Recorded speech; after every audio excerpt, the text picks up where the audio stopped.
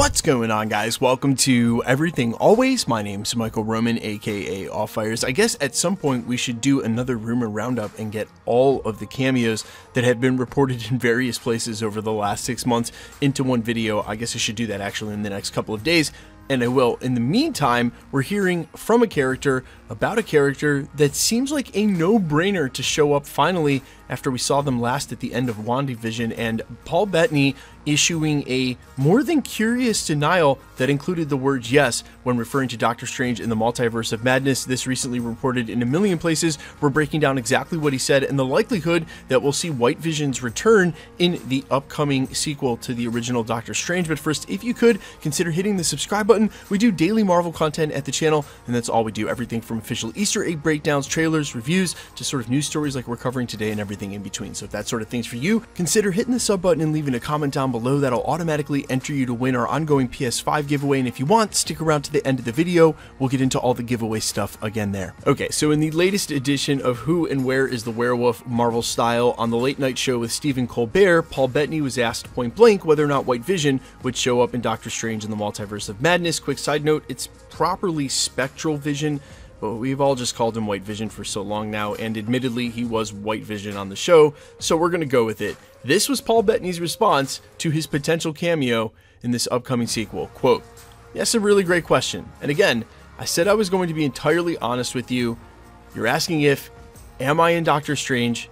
Yes, no, yes, no, yes, no. I don't know. Am I? What do you think? I can neither confirm nor deny rumors that I am in said and aforementioned Doctor Strange." Interesting, he led with yes. His body language was uncomfortable to say the least, and this is a bit of a departure from the absolute denial that Marvel Studios normally has its actors issue. But if you notice about those absolute denials, they're usually from brand new actors being brought into the fold. Paul Bettany has been there literally since day one as the voice of Jarvis, one of the oldest and most alumni actors in the entire Marvel Studios sort of family of actors. He's earned a lot of credit, and while no, this does not confirm an absolute beyond shadow of a doubt fact that he's in the film, it does bring up the interesting point that in a movie that has more cameos rumored for it than any other Marvel film, Spider-Man No Way Home, Infinity War, and Endgame all combined, what's interesting is that he's one of the least talked about characters, and that we really haven't talked about his reappearance since the end of WandaVision at all. And in fact, what remains a mystery is why, after retaining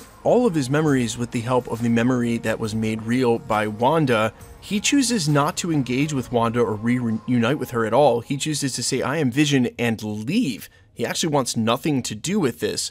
But we do know, at least in part, that we're going to see some scene from Westview or something that looks like Westview in the multiverse with a separate version of Wanda that presumably has her children. And in that dream scenario where we would see that life, even a small cameo in that moment would make that even more of a dream. Not only her kids and a beautiful home, but also to have Vision by her side as her husband. Presumably that's going to set up an opportunity for him to cameo as Vision or just Paul Bettany's Vision form.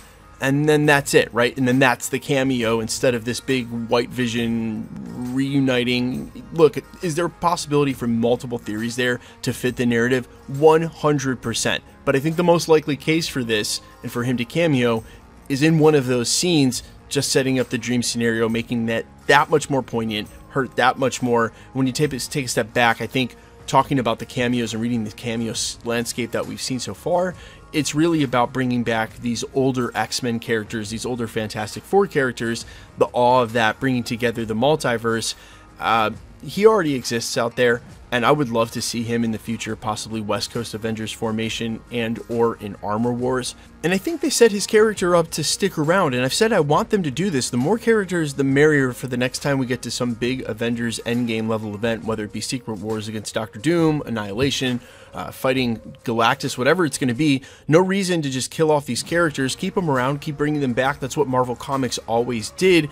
And that's, I guess, maybe the right that they might try to correct here with killing off Tony Stark RDJ. You know, it would really be nice to have an Iron Man in the MCU right now, be it Tom Cruise or someone else. So will we see Paul Bettany again as White Vision in sort of a current story with stakes for that character moving forward? Yes. But in the case of a Paul Bettany cameo, in Doctor Strange in the Multiverse of Madness. My money is squarely on just showing up in one of those Westview scenes while she's in a dream sequence, seeing what could have been. Well, it's not totally dream right, but that is definitely the theory conjecture for a different video. Guys, let me know all your thoughts down below. How excited are you for Multiverse of Madness? The premiere is actually very close to the actual release for the film. So as far as like having to dodge spoilers or any of that, Marvel Studios is doing their best to keep this well under wraps. People will see it for the first time on Monday, May 2nd, and then it won't go live until Thursday the 5th, when technically the release date is Friday the 6th, but you guys know how that works. Leave all your comments down below quickly. Let's jump into the giveaway stuff before I let you go.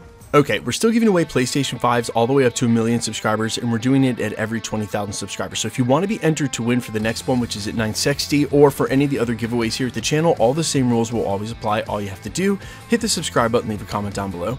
Because it's truly random, the more videos you comment on, the better chance you have of winning.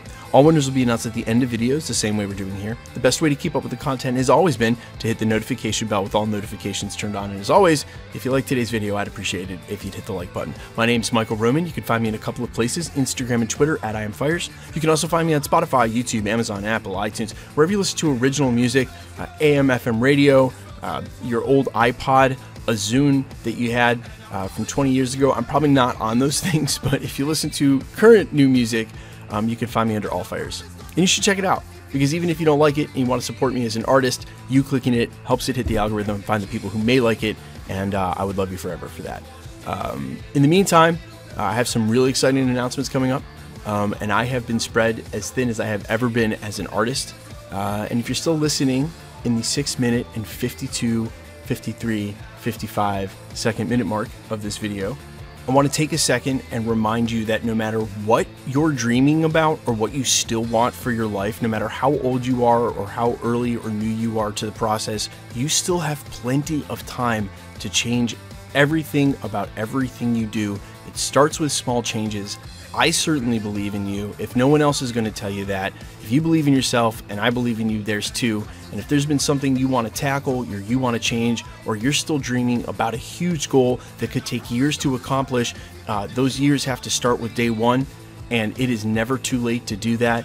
And I literally don't think I take enough time to tell the people that it matters. I know this won't apply to every single one of you, or maybe a lot of you, but for those of you who are still dreaming huge and trying to get that record out, or trying to be, land that TV show, or trying to get that script landed, whatever you're trying to do, start that YouTube channel.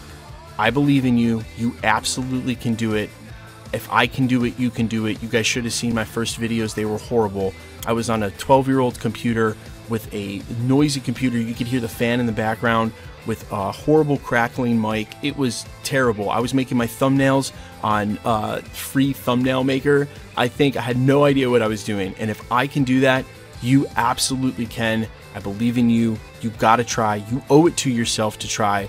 And your future you would look back and tell you to do it. So do it. All right, I'll see you guys in the next one.